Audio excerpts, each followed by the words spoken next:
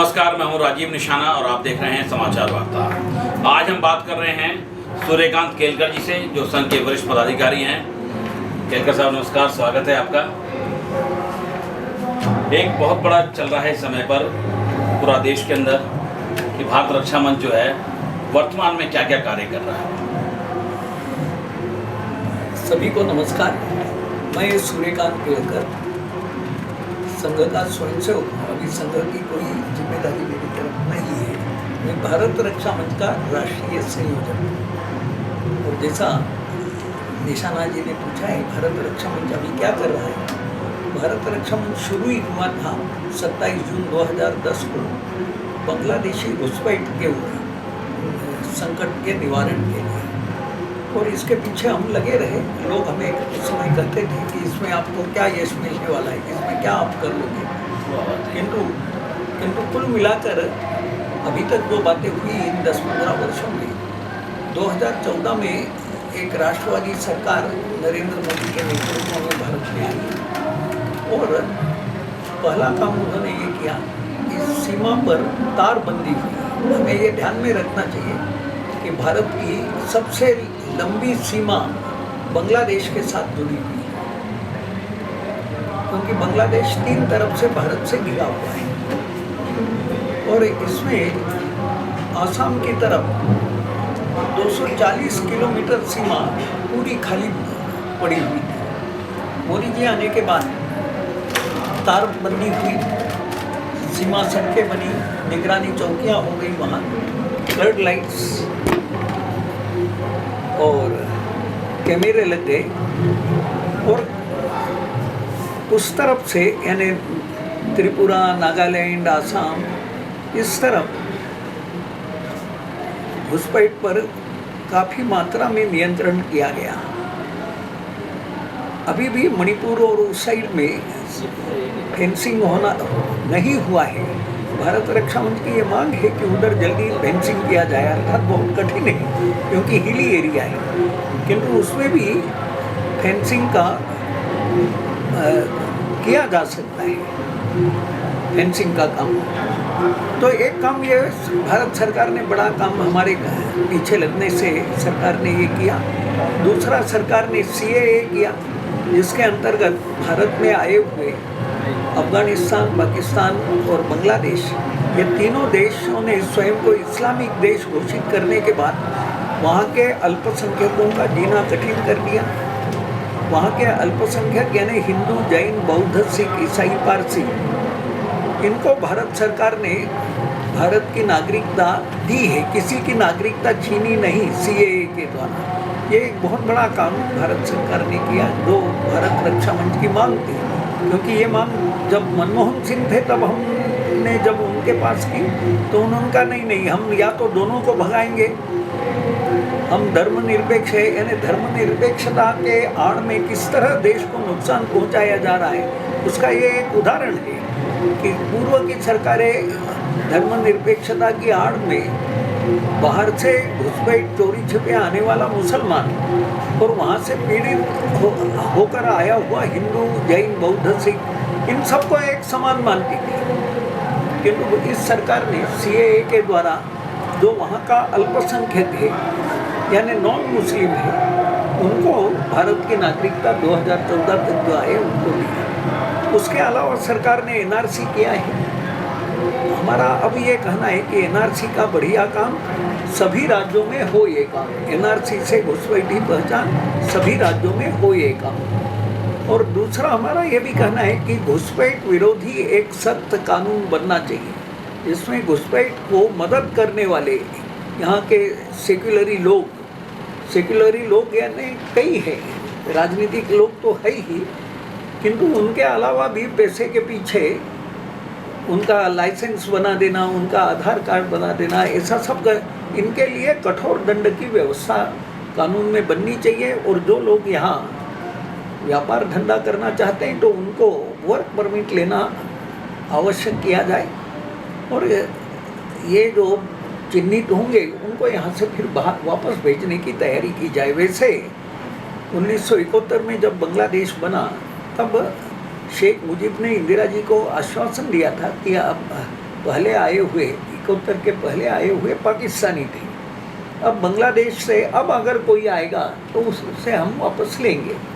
तो उसके आधार पर भारत सरकार ने बांग्लादेशियों को चिन्हित करके भेजना चाहिए और स्वाभाविक रूप से बांग्लादेश का जो अल्पसंख्यक वर्ग है उसे वापस जाने का अर्थ उनको मृत्यु के मुंह में ढकेलना है। ये तो मानवता के बिल्कुल विपरीत होगा, इसलिए उनको तो यहाँ नागरिकता देनी चाहिए। इतना ही नहीं, अभी जो बांग्लादेश में दिखाई दिया दृश्य, शेख हसीना के बाद जो लोग आए हैं, इन लोगों ने भी उतनी निर्दयता हिंदुओं के प्रति बताई। इससे एक बात ये बनती है कि क्या ये अन्य धर्मियों के प्रति निर्दय होना, ये क्या इस्लाम की पहचान है क्या? क्योंकि पाकिस्तान हमारे पड़ोसी देशों में तो हम ये देख रहे हैं, अफगानिस्तान हो, पाकिस्तान हो, बांग्लादेश हो, ये इस्लामिक देश घोषित होने के बाद वहाँ जिस प्रकार के अत्याचार चल रहे हैं अल्पसंख्यकों के ऊपर, तो उससे ये प्रश्न निर्माण होता है कि क्या इस्लाम में अल्पसंख्यकों के साथ ऐसे ही अत्याचार होते रहे हैं क्या? और पूर्व का इतिहास भी इसी बात को प्रमाणित करता है। तो क्या आपको लगता है भारत के अंदर जनसंख्या नियंत्रण कानून का आना चाहिए? हाँ, अब और किस तरह का आप लोगों ने इसके लिए क्या कोई ज्ञापन भी दिया है सरकार को? हम जब ये कर रहे थे तो उस समय हमारे सामने बांग्लादेश में से आई हुई मुस्लिम जनसंख्या, जिसके कारण आसाम, बंगाल इस तरफ एक मियाँ लैंड बनने की संभावना नज़र आ रही थी। वो थोड़े समय बाद हमें ध्यान में आया कि जिस तरह से आसाम, बंगाल में जनसंख्या, मुस्लिम जनसंख्या बढ़ रही है, उन्होंने वहाँ मांग भी की एक बार कि मियाँ लैंड यहाँ बनाया जाए। वो समस्या पूरे देश में ही मुस्लिम जनसंख्या वृद्धि के द्वारा हो रही है और कई लोग उनमें बोलते ही हैं, गज़वाए हिंद उनमें प्रचलित शब्द है कि हिंद को फिर से इस्लामी शासन और इस्लाम के आधिपत्य में लाना।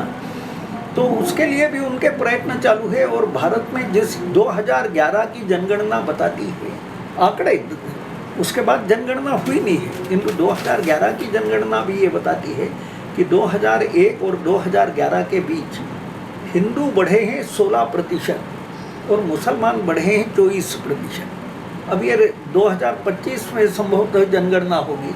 इतने 15 वर्षों में ये दिखाई देगा कि हिंदू तो बढ़ा और कम बढ़ा, यानी 16% के बजाय हिंदू घटेगा, हिंदू 15%, 14% आएगा और मुसलमान जो मैंने बताया कि 24%, वो 30% तक बढ़ा हुआ नजर आएगा।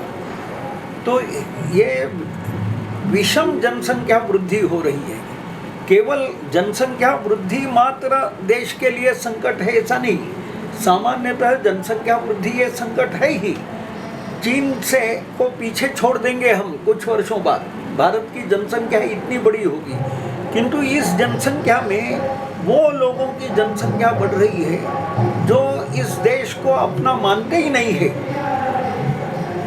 जो स्वयं को अपने मजहब के नाम पर स्वयं को कुछ अलग ही मानते हैं। इसलिए ये असंतुलित जनसंख्या वृद्धि, भारत रक्षा मंच जनसंख्या वृद्धि नहीं, असंतुलित जनसंख्या वृद्धि मुख्य समस्या मानता है। और इसका निदान करने के लिए समान नागरिक कानून, वैसे ही जनसंख्या नियंत्रण कानून, इनका कठोरतापूर्वक पालन होना चाहिए, लागू करना चाहिए। और साथ ही इसके भारत में जितना भी मुसलमान है, मोटे तौर पर ये सारा मुसलमान हिंदुओं से बना हुआ मुसलमान है। भारत, पाकिस्तान, अफगानिस्तान, बांग्लादेश सभी में जो मुसलमान है ये हिंदुओं से।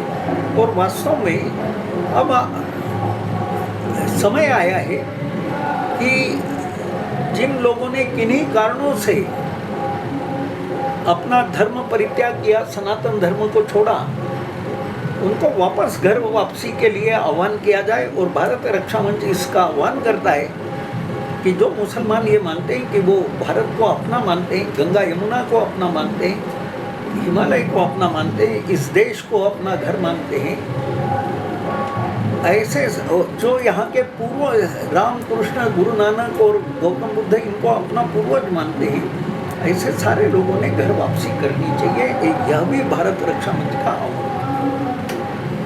तो ये काम यानी अभी का संकट जो है, आपने जो पूछा, अब भारत रक्षा मंच इसी काम में लगा है। बांग्लादेशी घुसपैठ से हमें ये ध्यान में आया कि संकट केवल वहाँ नहीं है। सही, घर वापसी की बात कर रहे हैं, अगर हम बात करते हैं घर वापसी की, तो ऐसा मैंने सुना है पहले भी हुआ भी था, लेकिन उसके बावजूद भी जो है उनको उतनी इज्जत नहीं मिल पाई, उनके बच्चों की शादी नहीं हो पाई, कई दिक्कतें ऐसी आई। तो क्या लगता है कि ये फिर एक पीढ़ी तक ऐसी कुछ दिक्कतें बनी रहेंगी, किंतु अगली पीढ़ी में ये सब समाहित हो जाएंगे। इसलिए ये इतना बड़ा प्रश्न नहीं है लोगों ने। और वैसे भी आजकल शहरों में तो ये है कि फ्लैट सिस्टम है, पास के फ्लैट में कौन रहता है ये तक व्यक्ति जानता नहीं है, इसलिए इतना कोई ये बड़ा प्रश्न नहीं है। अच्छा, क्या देश का विभाजन फिर लग रहा है आपको दोबारा होने की तरफ? हाँ, लगता है आपको कि शायद दोबारा अभी फिर? तक की सरकारों ने मुसलमानों में देश प्रीति जगाने के बजाय समझौते किए। उन्होंने कहा वंदे मातरम नहीं गाएंगे, हमने कहा अच्छा वंदे मातरम, यानी हमने ये संविधान में स्वीकारा है कि वंदे मातरम हमारा राष्ट्रगीत होगा। वंदे मातरम को भी बहुत काट छाट की कांग्रेस ने। उसके बाद भी जो वंदे मातरम है वो हम नहीं गाएंगे, और नहीं गाएंगे तो जितनी हमारी सेकुलर सरकारें स्वयं को सेकुलर कहती है वो उनके सामने झुकती रही। और हम देखते हैं, मैं छोटा था तब भारत आज़ादी हुआ था, तब स्कूल में हम वंदे मातरम गाते थे।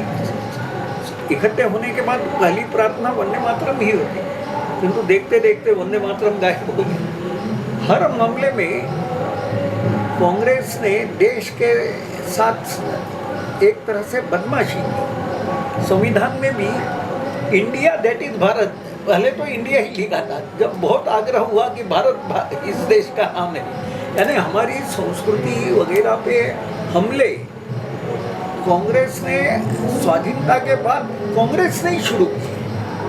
और सारे कांग्रेस के ही बाद में अंडे पिले एक सेकुलरी दल बने हैं, इन्होंने भी वो हमले जारी रखे। और इसीलिए ये सारे विचित्र बातें, भारत को इंडिया कहा गया संविधान में, जब बहुत आग्रह किया तो India that is Bharat, Bharat that is India कहना अलग बात है, किंतु इंडिया दैट इज भारत कहा गया। ये विचित्र ही है।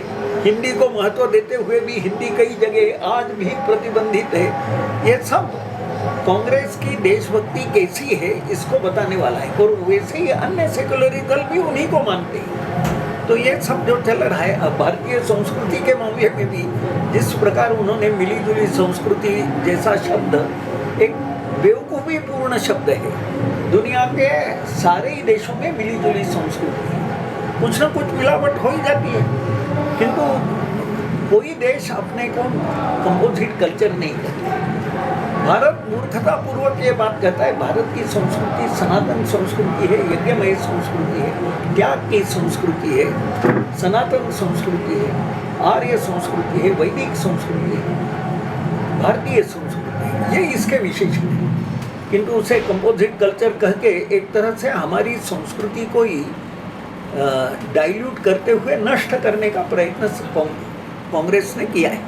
मुसलमानों में अलगाव की प्रवृत्ति उनके धार्मिक किताबों के कारण है, और उसको सब प्रकार से बढ़ाया है हमारी सरकारों ने। इसलिए कभी भी पुनः पाकिस्तान या देश विभाजन की मांग होना, पाकिस्तान जैसी, और एक बार पाकिस्तान जिस तरह बना मार काट, और वो एक उदाहरण बन गया है कि देश में से अगर अलग होना है तो मारकाट मचाओ, आतंकवाद फैलाओ। जिन्ना ने क्या किया, वास्तव में चुनाव हो गए थे, चुनाव में जनता ने नकार दिया था, किंतु जब जिन्ना ने डायरेक्ट एक्शन किया कलकत्ते में, और 3 दिन में 10,000 हिंदू मारे गए। हिंदू तो भरोसे में थे कि अब चुनाव हो गए, अब तो ये यानी कांग्रेस तो विभाजन नहीं स्वीकारेगी, और ऐसे इसमें उन्होंने डायरेक्ट एक्शन का कॉल दिया और 3 दिन में हिंदुओं को मारा। बाद में गोपाल पाठा के नेतृत्व में जब हिंदू भी मारकाट करने खड़ा हुआ तब जाके वो मामला शांत हुआ। तो ये जो मारकाट करके सफलता मिली पाकिस्तान बनाने में, उनकी मारकाट के आगे वास्तव में उसे सामान्यतः ये जो दंगे भी होते हैं उसमें मुसलमान हमलावर होता है अक्सर, और वो दंगा नहीं, वो मुस्लिमों का हमला है वास्तव में, किंतु उसको भी एक सॉफ्ट शब्द दंगा कहा कि दोनों ही लड़ रहे हैं। वास्तव में हिंदू तो बचाव के लिए लड़ता है, किंतु उसे दंगा करके दंगे के बाद पाकिस्तान बन जाता है और आज हाँ, मुसलमानों की के अपराधों पर चादर डालने का ही प्रयत्न सतत चला है। दंगे के बाद पाकिस्तान बन जाता है। पाकिस्तान के लोग जो है आज वो कहते हैं कि हमें भारत में मिल जाना चाहिए, क्योंकि उनको जो है आटे के लिए तरसना पड़ रहा है, नमक के लिए तरसना पड़ रहा है, समझ गए। जद्दोजहद जो है ज़िंदगी जीने के लिए करनी पड़ रही है। आज वहाँ के जो मुस्लिम हैं उनको लगता है कि हमें भारत के साथ हो जाना चाहिए था। बराबर है। और भारत में भी कुछ लोग ऐसे हैं, हिंदू भी, जो अखंड भारत की बात करते हैं। किंतु मेरा मत ये है कि आज पाकिस्तान, बांग्लादेश और हिंदुस्तान मिलाना, ये भारत हिंदू राष्ट्र नहीं बनेगा, फिर अखंड पाकिस्तान बनेगा। यानी पाकिस्तान अगर भारत में मिला तो जैसे पाकिस्तान में भूखे मरने की स्थिति है वो भारत में तैयार हो जाएगी, जैसी बांग्लादेश में स्थिति है वो भारत। इसलिए आवश्यकता इस बात की है कि पहले भारत संवैधानिक रूप से संविधान के द्वारा हिंदू राष्ट्र घोषित हो, क्योंकि ये मूलतः हिंदू राष्ट्र ही है। इसकी संस्कृति सनातन संस्कृति है जो प्राणी मात्र का भला चाहती है, और इसलिए इसको ये दुनिया के लिए एक आदर्श ऐसी संस्कृति है, ऐसा ही आदर्श सनातन धर्म है। और इसलिए सनातन धर्म के आधारित ये सनातन संस्कृति भारत की मुख्य संस्कृति है। इसलिए भारत को हिंदू राष्ट्र शीघ्र घोषित किया जाना चाहिए। आपको लगता है कि इस समय पे सत्ता में पावर इतनी है कि हिंदू राष्ट्र घोषित हो जाएगा? हाँ, निश्चित। विरोधी चारों तरफ बैठे हुए, अगर सरकार तय कर ले तो ये हिंदू राष्ट्र घोषित हो सकता है। और संविधान के द्वारा इसे सेकुलर इन्होंने एक बना दिया ना बहुत वर्षों बाद, तो संविधान के द्वारा सरकार ये इसे हिंदू राष्ट्र बना सकती है। और कुछ लोग जो अभी तक अन्य विचारों के कारण उस प्रकार के बने हैं, धीरे धीरे उनमें भी बदल आएगा, क्योंकि मूलतः यह हिंदू राष्ट्र ही है आज भी, केवल उसे संविधान के द्वारा व्यवस्थित मान्यता मिलनी चाहिए। ये काम आपको नहीं लगता कि सरकार को बहुत पहले कर देना चाहिए? हिंदू राष्ट्र जिस समय पावर में थे 14 से 19 वाले पहले दौर में ही, और उसके बाद जिस हिसाब से सुहाना साहब आपने बिल्कुल सही कहा। 270 की धारा की अगर परिवर्तन किया, जो कहते लोग नहीं हो पाएगा, बहुत हाहाकार मच जाएगा, तो आपको लगता नहीं कहीं ना कहीं इस तरफ जो हमारे राजनेता जो है वो कमज़ोर पड़े? सामान्यतः हमारे राजनेता कमज़ोर ही रहे, राजनेता कमज़ोर ही रहे। देश के बारे में विचार करने में सामान्यतः हमारे राजनीतिक नेता अक्सर भागते रहे। कोई भी ऐसी देश की समस्या हो तो उसे टरकाओ, आगे बढ़ाओ, आगे वाला देखेंगे, मेरे को क्या नहीं है। वो अन्य छोटे मोटे ऐसे काम करते हैं, या वास्तव में विकास वगैरह के नाम पर कुछ करना और उसमें उनके कमीशन बने रहते हैं, किंतु बाकी देश की समस्या जो है, किंतु अब देश देख रहा है कि एक ऐसी राष्ट्रवादी सरकार आई है कि जो ऐसी कठिन समस्याओं को भी हल करने में रुचि लेती है। धारा 370 अब वास्तव में वो टेम्पररी प्रोविजन संविधान में, किंतु उसे इस तरह से पक्का, और अभी भी बेवकूफ़ जैसे पॉलिटिकल पार्टी जम्मू कश्मीर के चुनाव होने जा रहे हैं, वहाँ घोषित कर रही है कि हम धारा 370 फिर लाएंगे। यानी मूर्खता की और देश द्रोह की ये मिसाल है, एक कमाल है कि एक पॉलिटिकल पार्टी ये कहती है, कई पॉलिटिकल पार्टियाँ ये कहती है कि हम 370 फिर लाएंगे। आज 370 हटाने के बाद आज वहाँ शांति कायम हुई है, वहाँ आतंकवाद समाप्त हुआ है। ये सब प्रत्यक्ष दिखने के बाद भी हमारे राजनीतिक दलों की सोच इसके द्वारा प्रदर्शित होती है कि उनको देश का विचार ही नहीं है। अच्छा, बांग्लादेश में सत्ता जो पलटी है उससे आपको क्या लग रहा है भारत में जो भविष्य पर क्या इसका प्रभाव पड़ेगा? भारत में क्या प्रभाव पड़ेगा भविष्य में? जो बांग्लादेश की सत्ता परिवर्तित हुई है उसका लग रहा है कुछ असर आएगा आपको, या ऐसे ही जो तनाव रहता है बॉर्डर में? बांग्लादेश BNP जो है, बांग्लादेश ने खालिदा जिया, वो तो बहुत स्पष्ट कहती है, उसके बयान है कि बांग्लादेश में हिंदुओं के साथ जो जातियाँ हो रही है उसका हमें रंज है। किंतु मैं हिंदुओं से पूछना चाहती हूँ ये खालिदा जिया कहती है, जो प्रधानमंत्री रही वहाँ की, अभी बीएनपी की नेता है, शायद फिर प्रधानमंत्री बने क्योंकि वो इनके साथ मिली हुई है। वो कहती है कि इसका रंज है हमें कि जो कुछ बांग्लादेश में हिंदुओं के साथ, बौद्धों के साथ, जैनियों के साथ होता है, इसका हमें रंज है। किंतु हम ये उनसे पूछना चाहते हैं हिंदुओं को कि जब पाकिस्तान या बांग्लादेश ये मुस्लिम राष्ट्र घोषित हो गए, इस्लामिक राष्ट्र घोषित हो गए, तो आप जल्दी जल्दी मुसलमान क्यों नहीं बन रहे? और अगर मुसलमान नहीं बनना है तो हिंदुस्तान चले जाओ। ये देश का प्रधानमंत्री रहा हुआ व्यक्ति बोलता है।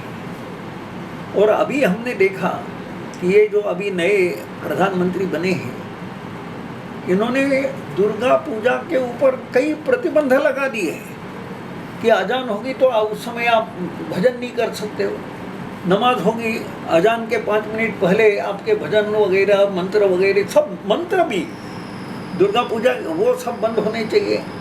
आप नमाज पूरी हो जाने के बाद 5 मिनट बाद आप ये शुरू करो।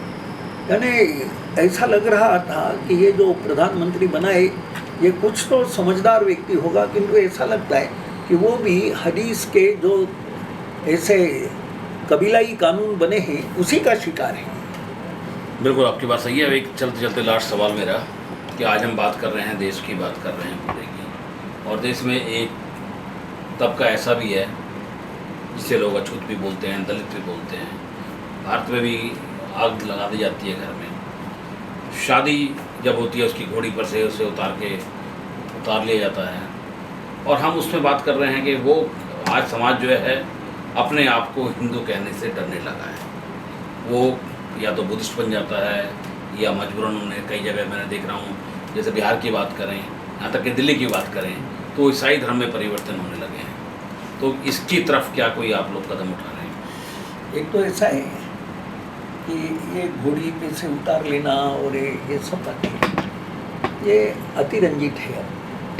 कभी पहले पुराने ज़माने में कभी कुछ होता है, हाल फिलहाल की बात है। राजस्थान की बात करें तो अभी 2 साल अभी भी किसी जगह, और अभी कल की बात है कि 20 दलितों के घरों में आग लगा दी जाती है।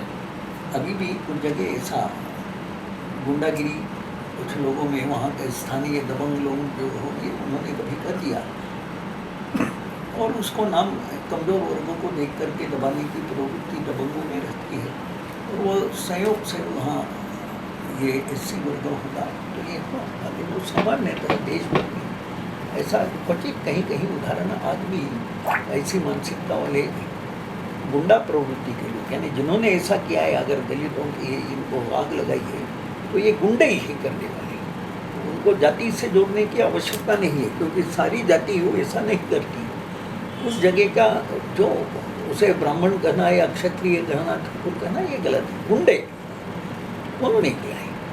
सामान्यतः देश में न ब्राह्मण ये करता है न ठाकुर ये करता है, और एट्रॉसिटीज़ एक्ट जो बनाए हैं तो इतना विचित्र बनाए कि उसके कारण उल्टा कई लोग डरने लग गए इनसे कि चाहे जैसा नाम न फंसा दे, ऐसी विचित्र स्थिति हुई है। ये एक बात। और जहाँ तक बात है उनको हिंदुओं से दूर करने का प्रयत्न, ये अंबेडकर के समय भी चालू ही था। अंबेडकर को भी मुसलमानों ने, ईसाइयों ने प्रयत्न किया कि वो, किंतु अंबेडकर देशभक्त व्यक्ति थे। उन्होंने कहा कि नहीं, मैं ईसाई या मुसलमान नहीं बनूंगा, न मेरे साथियों को बनने दूंगा, क्योंकि ये विदेशों से आई हुई बातें हैं, इनकी संस्कृति विदेशी है, और मैं अगर हिंदू धर्म छोड़ूंगा तो मैं भारतीय धर्म कोई न कोई, और इसलिए उन्होंने बौद्ध धर्म स्वीकार किया। और एक और उदाहरण है मंडल का।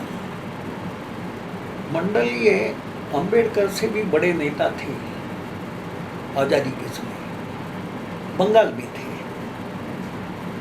वो जीतते थे और कई लोगों को जिताते भी थे। अंबेडकर उस समय मुंबई वगैरह में भी जीत नहीं पा रहे थे, यानी बाकी सवर्णों की मदद से जीते हैं अंबेडकर भी। और ये भी बात देखो कि सवर्णों ने संविधान में जब एससी वर्ग के लिए अधिकार आरक्षण हुए तो सामान्यतः देश के सारे ही सवर्णों ने विभिन्न पार्टियों में होने के बावजूद सबने उसका समर्थन किया। आरक्षण का विरोध किसी पार्टी में और किन्हीं सवर्णों ने किया ऐसा नहीं लगता है। तो लोग समझते हैं इसको अनावश्यक कोई तो भी छोटी घटना लेकर सवर्ण विरोधी। अरे सवर्णों के अधिकार कम हुए आरक्षण के साथ कुछ मात्रा में, तब भी सबने सहर्ष स्वीकार किया। एक ने भी आरक्षण के विरोध में नहीं बोला है सबने स्वीकार। लेकिन इस बार बहुत ज़्यादा फैला दिया गया कि आरक्षण विरोधी है भाजपा। और जबकि शायद मुझे लगता है कि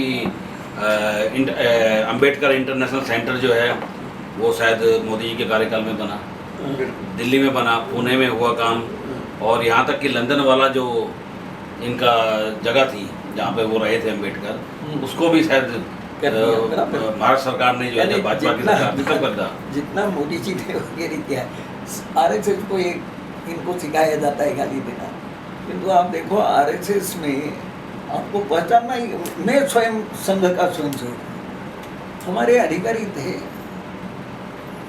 वो घर में आना खाना पीना सब, हमारा परिवार ब्राह्मण है, ब्राह्मण का ऐसा कोई मुझे ये नहीं है, किंतु वो घर में आते थे, खाना पीना सब। मुझे पता ही नहीं था कि वो एससी वर्ग से है।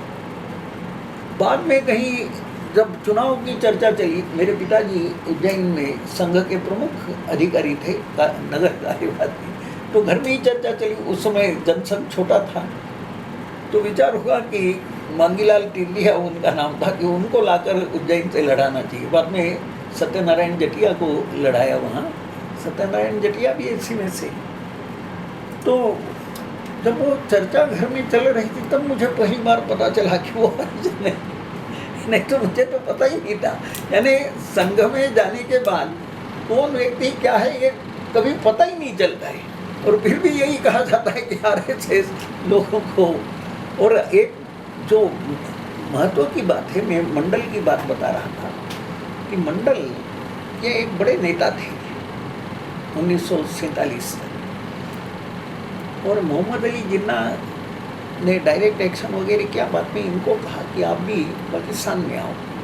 मोहम्मद अली जिन्ना जानता था कि इनके पीछे हरिजन वर्ग की शक्ति है, और उन्होंने भी, मंडल ने, जोगेंद्र नाथ मंडल, उन्होंने भी एससी वर्ग को कहा कि अपन ने पाकिस्तान में जाना चाहिए, वहाँ अपने को अच्छी सुविधाएं मिलेंगी। और स्वयं जोगेंद्र नाथ मंडल पाकिस्तान गए। पाकिस्तान में जाने के बाद लियाकत अली की सरकार बनी, वहाँ मुख्यमंत्री लियाकत अली बने, ये प्रधानमंत्री बने हुए, और इनको वहाँ विधि मंत्री बनाया गया।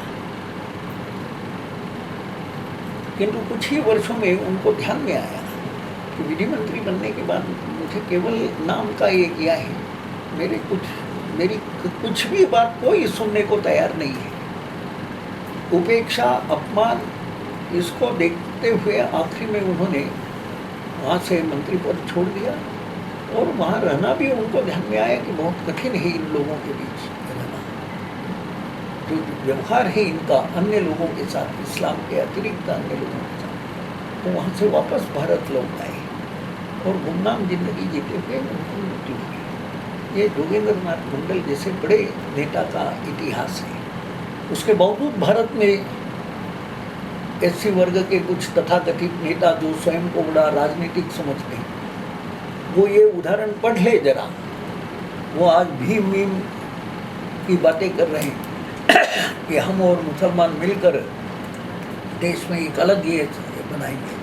उनको ध्यान में रखना चाहिए कि पाकिस्तान में उन लोगों के साथ क्या व्यवहार हुआ, और आज भी बांग्लादेश हो या पाकिस्तान हो, दोनों जगह एससी वर्ग जो हिंदू है उसके साथ व्यवहार यही है कि वो या तो मुसलमान बने या ख़त्म होगा। एक चाहते हैं भारत में जो इज्जत है वहाँ बिल्कुल नहीं है। ये थे सूर्यकांत केलकर जी, जिनका साफ तौर से कहना था कि जनसंख्या कानून आना चाहिए और भी कुछ बदलाव होने चाहिए। और सबसे बड़ी बात है कि भारत अब हिंदू राष्ट्र बन जाना चाहिए। सरकार को इस तरफ कानूनी पहल करनी चाहिए। देखते हैं सरकार तक क्या केलकर जी की बात पहुंच पाती है। राजीव निशाना, समाचार वार्ता, दिल्ली।